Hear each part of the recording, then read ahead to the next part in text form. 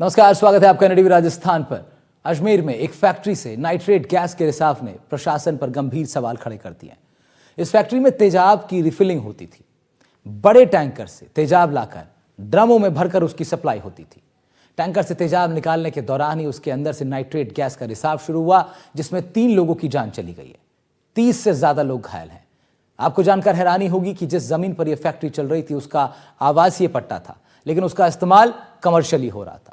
इतना ही नहीं, ना तो फैक्ट्री को चलाने के लिए फायर की एनओसी थी, ना ही पॉल्यूशन का सर्टिफिकेट था।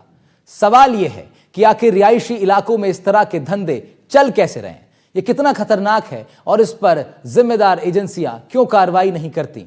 चर्चा इसी विषय पर करेंगे कि आखिर क्यों और कैसे और कब तक इस तरह की चीजें, इस तरह के गैर कानूनी व्यवसाय चल रहे हैं धड़ल्ले से, सरेआम, पूरे प्रशासन की नाक के नीचे। और प्रशासन जागता कब है जब 3 लोगों की जान चली जाती है, 30 से ज्यादा लोग घायल हो जाते हैं। आपको यह भी बता दें, कुछ ही देर पहले खबर यह भी आई कि एक व्यक्ति की मौत हुई और उसके बेटे की भी हालत गंभीर बनी हुई है। पूरे के पूरे परिवारों पर संकट है। उस गांव में आज सन्नाटा पसरा हुआ है जहां पर रोज चहलकदमियां हुआ करती थी। खुशियों से भरे उस माहौल में इस एक घटना ने दुखों का पहाड़ तोड़ दिया है। यहाँ पर जो ब्यावर में टैंकर में गैस का रिसाव हुआ था, उसमें कुल 5 मजरूबों को जलन रेफर किया गया था, जिसमें सुनील जी और नरेंद्र कुमार जी सोलंकी की 2 की डेथ हो गई। 3 का आईसीयू में इलाज चल रहा है और पूरी डॉक्टर साहब की और जलएनएच का पूरा स्टाफ लगा हुआ है और इनका उपचार जारी है। कुछ खास मेहमान हमारे साथ जुड़ रहे हैं, उनका रुख करेंगे। ओपी गुप्ता साहब रिटायर्ड कमिश्नर है जयपुर निगम के, बहुत स्वागत है सर आपका। राजेंद्र त्यागी जी जुड़ रहे हैं पूर्व पुलिस अधिकारी के नाते से। आशुतोष अलीपुरिया हैं, डॉक्टर हैं। डॉक्टर कीर्ति श्रीवास्तव एक्सपर्ट हैं केमिकल से संबंधित, बहुत स्वागत आप चारों लोग का कर रहा हूं। और सबसे पहले शुरुआत डॉक्टर कीर्ति श्रीवास्तव से ही करते हैं। कीर्ति जी, जो ये गैस का रिसाव हुआ है, इसमें इस गैस के बारे में जरा आप बताइए कि कितनी खतरनाक है और इसके बारे में क्यों कम ही लोग जानते होंगे। मैं चाह रहा हूं आपसे कि आप इसके बारे में सबसे पहले जानकारी दें और यहीं से फिर हम लोग चर्चा की शुरुआत करेंगे।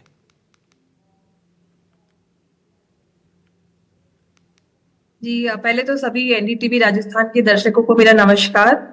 ये जो घटना हुई है, इसमें जिस गैस की बात आप बता रहे हैं, ये एक बहुत ही जहरीली गैस है।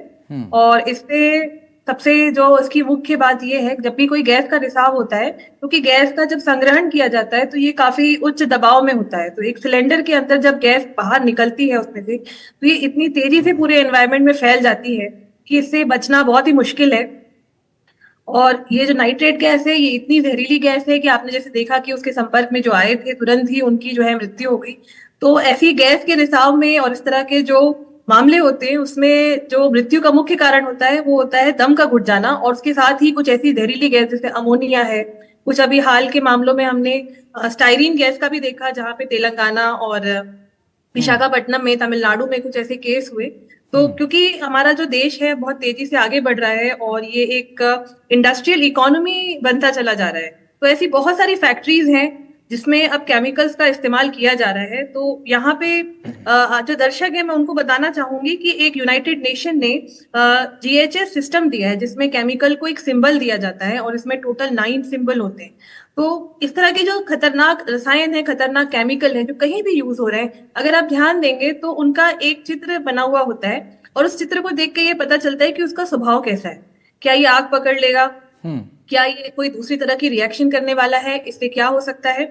तो इस तरह के जो सिंबल्स होते हैं, इनका फैक्ट्री में या जहां भी इनका उपयोग किया जा रहा है, अगर मैं आपको बताऊं, आपके घरों में गैस सिलेंडर है, उसके ऊपर भी आप उस सिंबल को देख सकते हैं कि उसमें एक ज्वलनशील गैस भरी।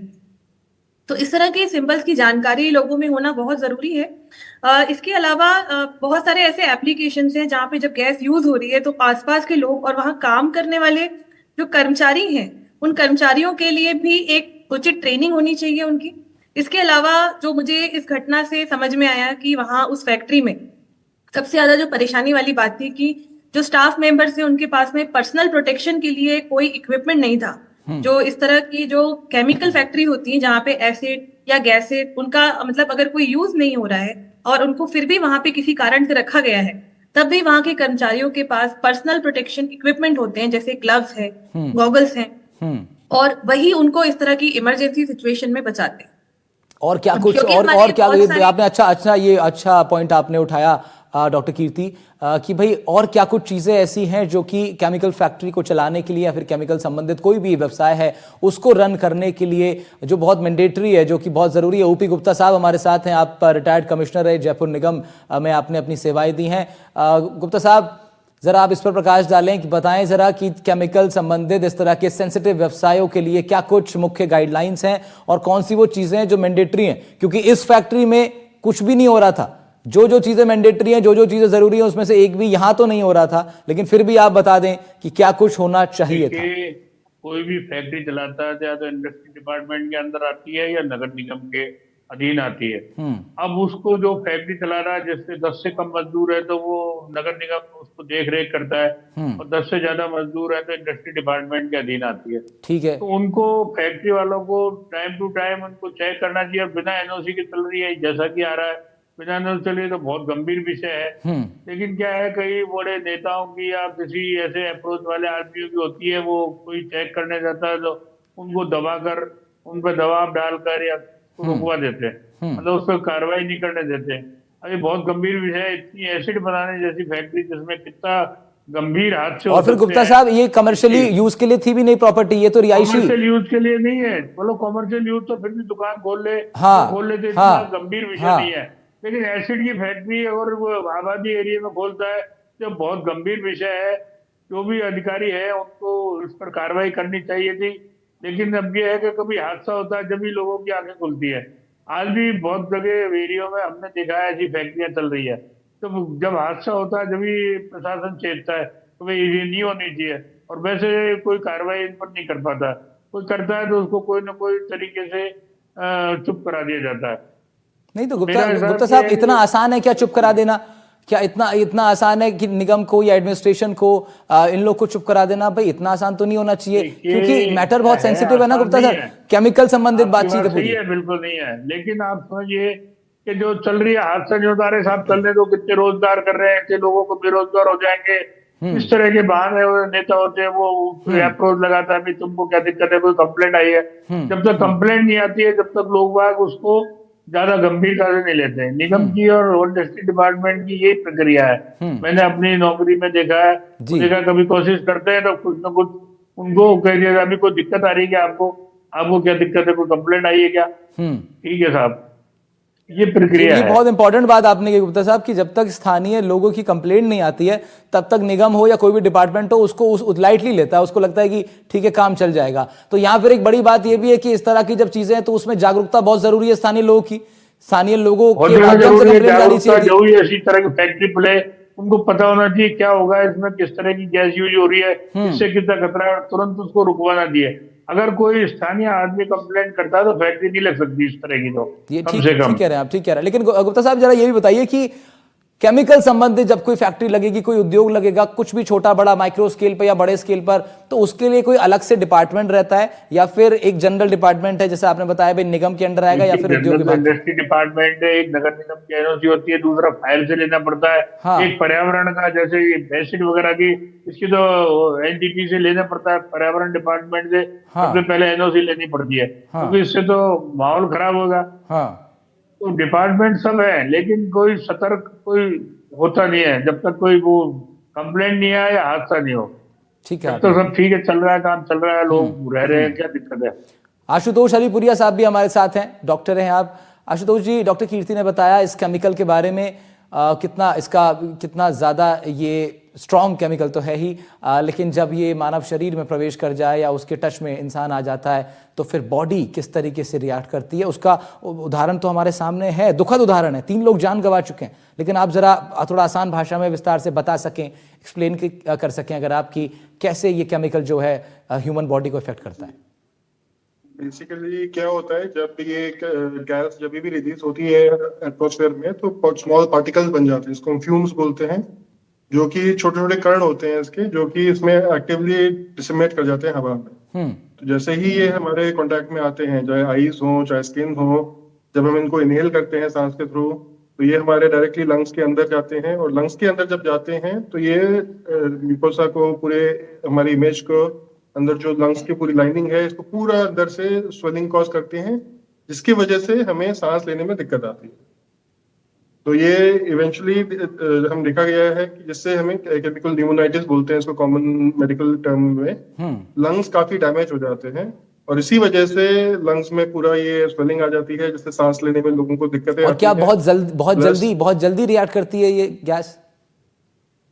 हाँ, तो बेसिकली गैस फॉर्म है, तो जैसे ही ये लंग्स के अंदर जो म्यूकस हमारा जो लाइनिंग है एयर की, जो हवा जो हम लेते हैं नॉर्मली अंदर जाके एल्वेलाई में जैसे डिफ्यूज होता है तो अंदर ये स्वेलिंग कॉज कर देती है, बिकॉज इट्स नॉट नॉर्मल जो हमारी बॉडी लेती है, कार्बन डाइऑक्साइड, ऑक्सीजन, ये सारी नॉर्मल गैसेज होती हैं, इससे कुछ नहीं होता। ये जो हार्मफुल जो गैसेज होती है, केमिकल इरिटेंट होते हैं, ये जाके अंदर डिफ्यूज होके इमीडिएटली अंदर जो लाइनिंग है उसको खराब कर देती है, जाके हमारी जो नॉर्मल जो इसके अंदर जो बॉडी के अंदर ऑक्सीजन वगैरह जो हम लेते हैं वो हम नहीं ले पाते। डॉक्टर साहब, इस पूरे प्रकरण में एक बात ये सामने आई थी कि भाई जैसे ही गैस रिसाव हुआ वहां पे कोई रुका नहीं, सब लोग वहां से भागे। तो मैं आपसे ये समझना चाह रहा हूं कि जब सब लोग वहां से भागे होंगे तो ऐसा तो नहीं रहा होगा कि बहुत ज्यादा गैस इनटेक उन लोगों ने कर ली, कुछ सेकंड के अंदर ही सारा खेल हुआ होगा, उससे जितना उन्होंने दूर भागने का प्रयास। जैसे ही एक्चुअली अंदर जाती है गैस हमारे अंदर जाएगी तो केमिकल प्रोसेस शुरू हो जाता है, and chemical process it takes time to करो। एक बार जो डैमेज शुरू हुआ वो धीरे धीरे स्वेलिंग बढ़ेगी, उसमें दिक्कत बढ़नी शुरू होती है। मतलब ऐसा नहीं है कि आपको you have to be in contact की लगातार हमें उस गैस के साथ रहना है। एक बार वो गैस अंदर चली गई, वो केमिकल प्रोसेस शुरू हो गया, एंड वंस एक बार वो शुरू हो गया उसके बाद तो वो एक इट टेक्स लॉन्ग टाइम, जब तक वो पूरा बॉडी उसको। फिर लौटूंगा आपके पास में, बात करूंगा कि इसमें जो लोग अभी जिनका इलाज जारी है, जो लोग अभी भर्ती हैं, उनका क्या कुछ इलाज होगा और कितनी संभावना है कि वो जल्द ठीक हो जाएंगे। राजेंद्र त्यागी जी के पास चल रहे हैं, पूर्व पुलिस अधिकारी हैं आप, तमाम सेवाएं आपने पुलिस के अलग अलग समय पे अपनी दी हैं। राजेंद्र त्यागी साहब, अभी जैसे जिक्र किया ओपी गुप्ता साहब ने भी कि भाई जब तक पुलिस निगम के पास कंप्लेंट नहीं आती है, विभागों के पास कंप्लेंट नहीं आती स्थानीय लोगों की, तब तक जो है उस तरह से गंभीरता से देखा नहीं जाता प्रकरणों को। क्या पुलिस भी इस तरीके से नज़रअंदाज कर देती है या पुलिस भी नहीं रिपोर्ट करती बड़े विभागों में कि इस तरह की फैक्ट्रियाँ चल रही हैं, ध्यान देना चाहिए आप लोग को? पुलिस पेट्रोलिंग का हिस्सा नहीं होता ये सब? राहुल जी, ये तो बात सही है कि जब अभी जैसा कि गुप्ता जी ने बताया, ये जो ऐसी फैक्ट्रियां चलती हैं इनका नगर निगम या इंडस्ट्री डिपार्टमेंट से ही कंसर्न रहता है। ये वहीं से तो लाइसेंस प्राप्त करते हैं और वहीं से सारी एनओसी वगैरह जारी होती है। पुलिस तो इनके खिलाफ एकदम डायरेक्ट कोई कार्रवाई नहीं कर सकती जब तक कोई शिकायत पुलिस को प्राप्त नहीं हो। जैसा कि डायरेक्टर साहब ने भी बताया कि आप शिकायत प्राप्त होने के बाद ही पुलिस कोई कार्रवाई करती है। और इतना बड़ा हादसा हो गया, इतना बड़ा हादसा हो गया, इस हादसे के लिए तो आप पुलिस को कार्रवाई करनी पड़ रही है, मगर इसके लिए जो पड़ोसी हैं या जो वहां पे रहने वाले हैं वो लोग कम से कम सजग हों और वो पुलिस को सूचना दें। अब ये इतने बड़े टैंकर भी वहां आ रहे हैं, वहां से निकल रहे हैं, सब कुछ हो रहा है। अब इसमें भी यदि कोई इसको सूचना नहीं देता है तो इसमें प्रशासन भी या पुलिस भी करे क्या? जैसा कि अभी आपको बताया ओपी गुप्ता साहब ने कि भाई जब तक उनके पास भी शिकायत नहीं आती, वरना तो मैं आपको बताऊं, नगर निगम यदि कोई हमारे जयपुर में तो कोई मकान बनाता है, नगर निगम जेडी वाले तुरंत पहुंच जाते हैं क्या हो रहा है क्या नहीं हो रहा। तो ऐसा ये नहीं है कि भाई सूचना नहीं मिलती है, जानकारी तो सबको होती है, मगर इस पे कार्रवाई करने की उनकी वो नहीं रहती है, कार्रवाई करते नहीं है वो उस पे। नहीं तो त्यागी जी, क्या पुलिस की जो पेट्रोलिंग होती है, मैं आपसे कह रहा हूं, जब पुलिस की गाड़ियां घूमती हैं शहर भर में तो उनको भी सबको ध्यान में रहता है कहां पे क्या चीजें हो रही है, क्या अन्य विभागों को सूचित नहीं करती है पुलिस? नहीं करते हैं। जैसे अब आप ये बताइए, इतनी बड़ी बिल्डिंग के अंदर क्या फैक्ट्री में क्या बन रहा है क्या नहीं चल रहा, वैसे तो पुलिस की भी जिम्मेदारी है। वहां पे बीट कांस्टेबल को इतना तो मालूम होना चाहिए कि मेरे इलाके में कौन सी फैक्ट्री चल रही है, उस फैक्ट्री का क्या प्रोडक्ट है। यदि ये जानकारी पुलिस के पास, तो साहब यदि जितनी जानकारी होगी, जितनी सूत्र सूचना होगी, जितना मुखबिरी होगा, पुलिस उतनी ही बलवान, उतनी ही सजग होगी, उतनी ही अधिक कार्रवाई कर सकती है। यदि इस चीज की जानकारी नहीं है पुलिस को, तो मैं नहीं मानता कि पुलिस को जानकारी क्यों नहीं। पुलिस को जानकारी होगी कि भाई यहाँ फैक्ट्रियां भी चल रही हैं। आप देखिए, गैस जो एलपीजी गैस होती है, इसके लिए जो गाड़ियों में भरते हैं, हमने कई कार्रवाई की है हम पुलिस में रहते हुए।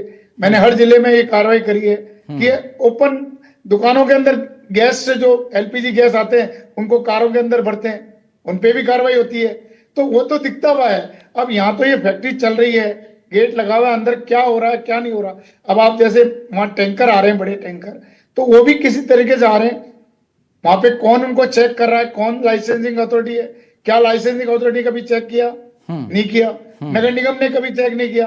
तो ये तो जब दुर्घटना हो रही है, दुर्घटना होने के बाद सब सजग हो जाते हैं। अब कुछ दिनों तक ये जांच चलेगी और जांच चलने के बाद और भी कोई ऐसी फैक्ट्रियां होगी, उनके खिलाफ कार्रवाई की जाएगी। मगर आज ये 3 की, इसमें तो जो फैक्ट्री मालिक है वो खुद भी एक्सपायर हो गया।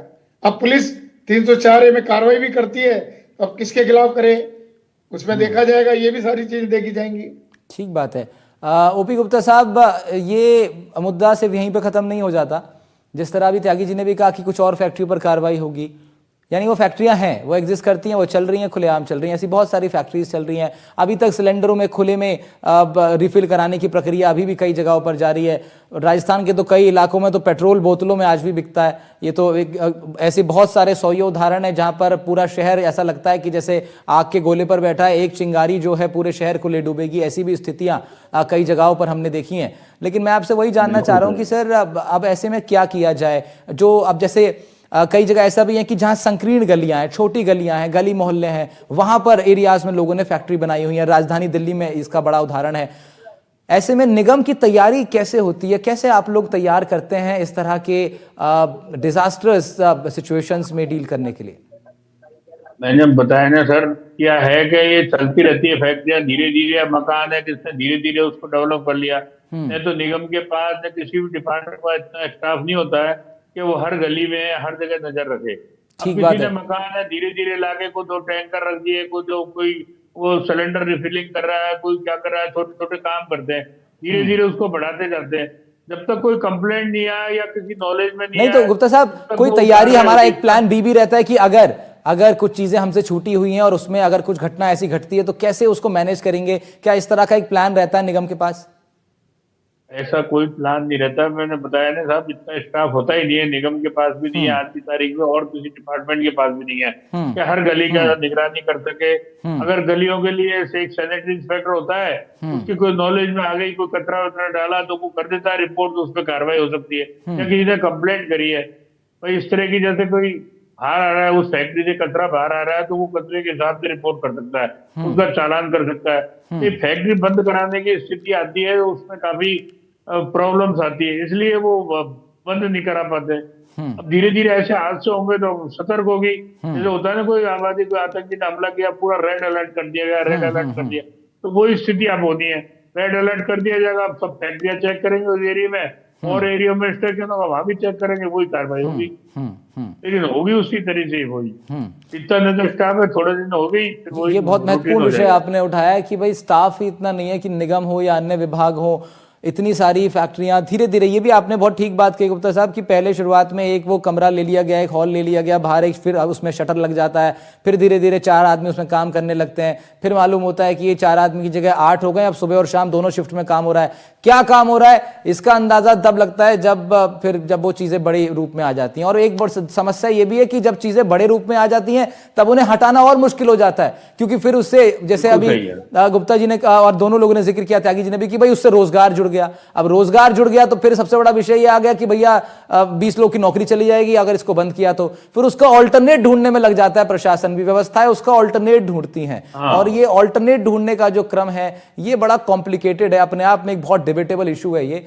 लेकिन डॉक्टर कीर्ति श्रीवास्तव, जरा इस बात पे आप बताएं कि मैं ये बताना चाह रहा हूँ, इसके साथ में भी क्या होता है कि कई बार फैक्ट्री तो लगी है, उस एरिया में सुनसान एरिया है, लेकिन धीरे धीरे आबादी बढ़ जाती है, फैक्ट्री तो वही रहेगी। तो कहते हैं साहब ये तो बाद में आए लोग, बाद में ये बिल्कुल ठीक है, ये बिल्कुल ठीक है। और इनफैक्ट सर ज्यादातर फैक्ट्रियां ऐसे इलाकों में हैं जो अभी बहुत डेवलपिंग है, अभी वो डेवलप हुए नहीं है, बिल्कुल अभी उस कगार पर हैं जहां जमीन के पट्टे बट रहे हैं अभी।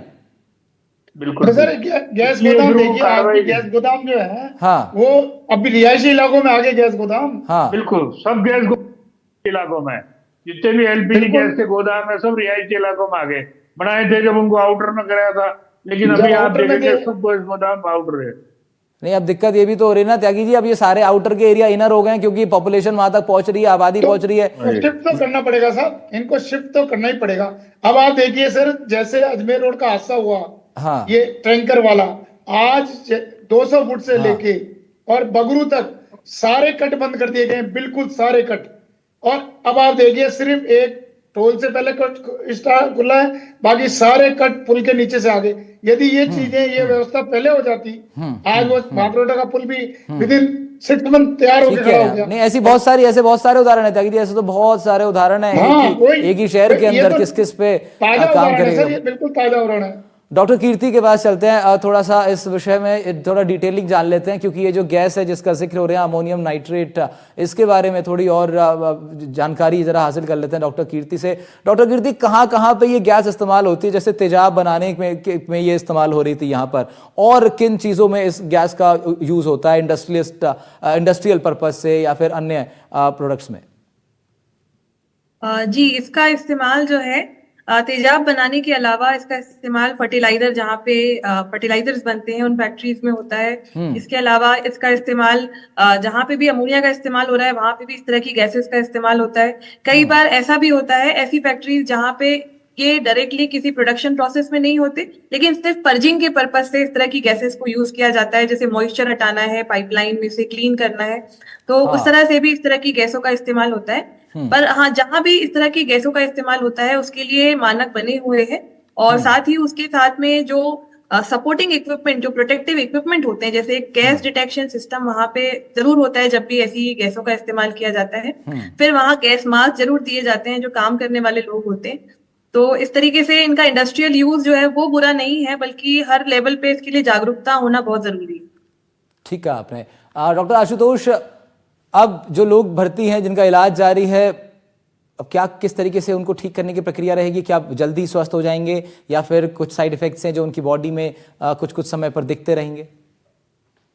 जी, देखिए, जो इनका जो इफेक्ट, जो फ्यूम्स जो गए हैं, जो एक्सपोजर जो है जिसका बहुत कम हुआ है, जो सिर्फ आईज वगैरह में जिनका इरिटेशन है, वो तो थोड़े दिनों में इम्प्रूव हो जाएगा। बट जो मेन दिक्कत आती है, जिन्होंने ज्यादा इनहेल किया है, जो सांस के अंदर गया है, जो हमारे जो ये गैस गई है, उससे जो केमिकल न्यूमोनाइटिस हो जाता है, इवेंचुअली उससे कुछ पार्ट तो रिकवर कर जाता है और कुछ पार्ट में लंग्स के फाइब्रोसिस हो जाता है। उस फाइब्रोसिस, जैसे आपने कोविड के टाइम भी देखा होगा कि लंग्स के अंदर फाइब्रोसिस हो जाता है, डैमेज हो जाते हैं, वो जो है वो परमानेंट डैमेज होगा सर इतना। जो बाकी रिकवर कर गए हैं 70-80% लंग्स, वो उसमें कम होगा तो उसमें इंप्रूवमेंट आ जाएगा। बट जो एक बार फाइब्रोस हो गया है लंग, उसमें इंप्रूवमेंट नहीं आएगा, और वो जो चीज है वो उनको लाइफ लॉन्ग दिक्कत करेगी उन लोगों को। तो यानी ये जो लोग, 30 से ज्यादा लोग जो अभी, इसी में मतलब it will take time, and इसमें कम से कम 2 से 4 हफ्ते लग जाते हैं सर। मतलब मैं ये कह रहा हूँ कि 30 से ज्यादा लोग जो अभी बीमार अवस्था में जिनका इलाज जारी है, इसका मतलब ये है कि एक बड़ा संकट है उनके स्वास्थ्य पर आने वाले वक्त के लिए भी। जी जी जी जी, क्योंकि ये लंग्स जो है परमानेंटली डैमेज हो सकते हैं, और काफी इनमें बाद में चल के ऑक्सीजन की डेफिशिएंसी हो सकती है, उन चीजों की दिक्कत आ सकती है, और ये परमानेंट इनका लाइफ हैजर्ड रहेगा। मतलब सभी लोग ये पूरी तरह कभी भी ठीक नहीं हो पाएंगे, जो सीरियसली इंजर्ड है। जो माइल्ड है, जिनको इरिटेशन वगैरह है आईज वगैरह में, वो तो इम्प्रूव हो जाएगा, बट जो लंग्स वगैरह इनके न्यूमोनाइटिस हो चुका है, वो ज्यादा इम्प्रूवमेंट नहीं आएगा बहुत। ओपी गुप्ता सर, ये इस तरह की, ये तो बहुत सेंसिटिव विषय था और इस पर तो बहुत सजग रहना ही चाहिए पहले से तमाम विभागों को, कि कम से कम इस तरह की जो गैसेस हैं जिनका ज़रा सा भी लीकेज या जिनके ज़रा सी भी चूक जो है वो बहुत बड़ी समस्या पैदा कर सकती है, उसके बावजूद भी थोड़ा समझना कठिन है कि इतना सब सिस्टम काम कर रहा है, सब लोग जुटे हुए हैं, दुनिया, सरकार से लेकर शासन प्रशासन, हर स्तर पर इतने 70 डिपार्टमेंट हैं हमारे प्रदेशों में, फिर ये इतनी बड़ी चूक कैसे हो गई सर? सर मैंने बताया ना, जब तक कोई हादसा नहीं होता, कंप्लेंट नहीं होती, तो ऐसे ही चलते रहता है। अब इनको वैसे ही डिपार्टमेंट को ध्यान रखना चाहिए, ऐसी जो आबादी एरिया में आ रही है तो शिफ्ट किया जाए, और शिफ्ट करने के लिए थोड़ा प्रोसीजर सख्त किया जाए जब तो ये हो सकते हैं। कोई कोर्ट का स्टे ले लेता है, कोई लोग वैसे शिफ्ट करने की कोशिश करते हैं, साहब हमारे पास जमीन नहीं है, कोई जमीन अलॉट कर दी जाए, ये सिर्फ बहाने ले लेते हैं। कभी कहते हैं साहब कुछ पैसे हो जाएंगे, जब हो जाएंगे अभी एकदम से कहाँ करें हम। तो इस तरह के बहानों से भी शिफ्ट नहीं हो पाती है। गैस के गोदाम है, हम जब भी नगर निगम होते हैं गैस के गोदाम शिफ्ट करने के लिए करते ट्राई, लेकिन कोई ना कोई उसमें वो बाधा आ जाती है और वो नहीं हो पाते हैं। फिर कोई दूसरे अधिकारी बदल जाते हैं, फिर वो कोशिश चलती रहती है। इसी तरह से ये सब लापरवाहियां हैं, इसमें कोई आश्चर्य नहीं है कि भाई इन चीजों में बहुत ध्यान देना चाहिए। इसकी गंभीर बीमारियां होने वाली गैस है ये, उस पर भी ध्यान नहीं दिया गया, ये तो बहुत गलत है। राजेंद्र त्यागी साहब, आखिरी 1-1.25 मिनट है मेरे पास, आपको वाइंड अप मैं चाहता हूं आप इस पूरे प्रोग्राम को वाइंड अप करें और इस बड़े विषय पर जो कि खतरे की बड़ी घंटी है, इस पर जरा अपने वाइंड अप कमेंट्स दें। नहीं, बिल्कुल सही कहा गुप्ता जी ने। प्रशासन को बिल्कुल अलर्ट होना पड़ेगा।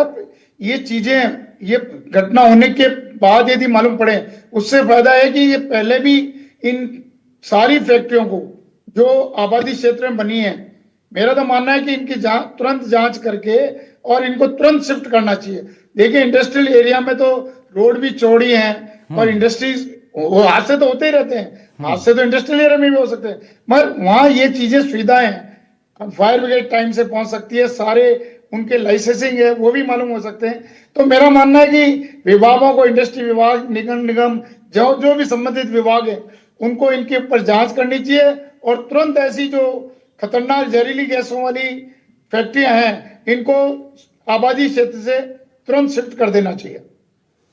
बहुत बहुत शुक्रिया राजेंद्र त्यागी साहब आपका इस चर्चा में जुड़ने के लिए। ओपी गुप्ता साहब बहुत शुक्रिया आपका भी, आशुतोष अलीपुरिया डॉक्टर साहब आपका शुक्रिया, डॉक्टर कीर्ति श्रीवास्तव खास शुक्रिया आपका, आपने अपनी राय रखी, बताया, जानकारी दी इस केमिकल को लेकर के।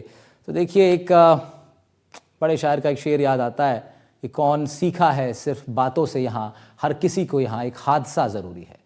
और प्रदेश के प्रशासन के नेतृत्व में जब इस तरह की घटनाएं होती हैं तो इस शेर को बदलना पड़ता है, कहना पड़ता है कि भाई कब सीखा है प्रशासन बातों से, यहाँ हर वक्त हर समय प्रशासन को एक हादसा ज़रूरी है। 3 लोग अपनी जान गंवा चुके हैं, 30 से ज़्यादा लोग घायल हैं। इस पर देंगे अपडेट आपको फिर दोबारा लगातार। फिलहाल चर्चा में इतना ही, खबरों का सिलसिला रहेगा जारी। मेरा नाम था राहुल भारद्वाज, नमस्कार।